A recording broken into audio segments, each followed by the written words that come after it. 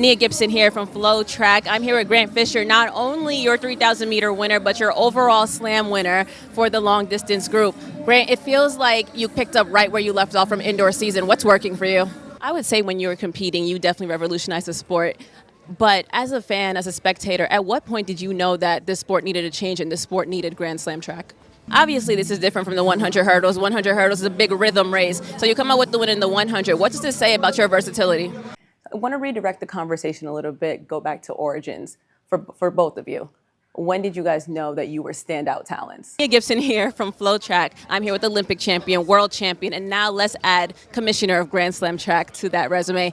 Michael, we just concluded the inaugural Grand Slam track meet in Kingston, Jamaica. How proud of you are of the staff, the athletes, and yourself? You came in at 51 seconds in that 400. You probably ran arguably the gutsiest race this weekend. How did you feel when you came through halfway mark?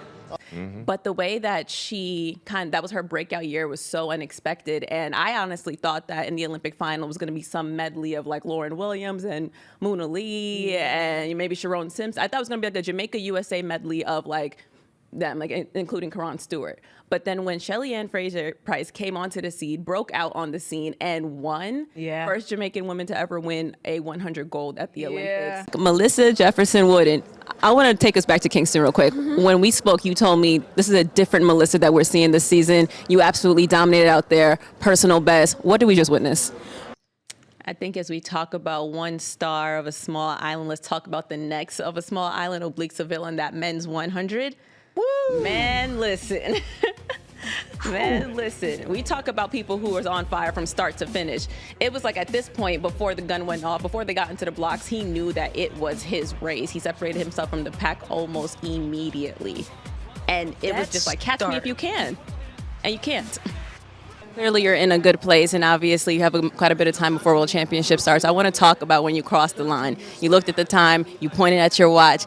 That's right. Crowned yourself and looked right into the camera.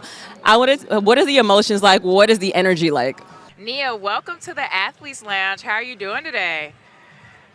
I'm feeling great. The atmosphere is great. We have great running weather. Obviously, it makes sense. We're at the historic Hayward Field for the 50th edition of the Prefontaine Classic. Each start list is stacked, so we are in for a treat. This meet is set to deliver, but honestly, Demetra, beyond the competition, this meet has always been special, traditionally taking place in the midpoint season of the Diamond League season.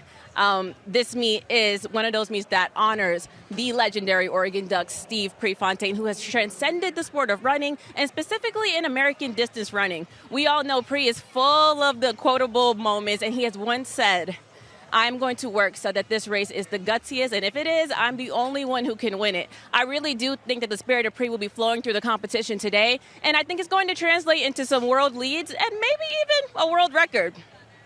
Absolutely. I feel like I'm going to transition us because I think dreams might come true because Nia has Melissa Jefferson with her right now. Oh, wow. So we're going to get to hear from her. Let's go ahead and hear from Nia with Melissa. So since we're talking about winners, let's talk about the winner of the Pre-Classic 100, Melissa Jefferson Wooden. Every time I talk to you, it's something special. 1075, how are you feeling right now? So I got to ask, obviously, On is new to the sprinting world. You are new to the pro world.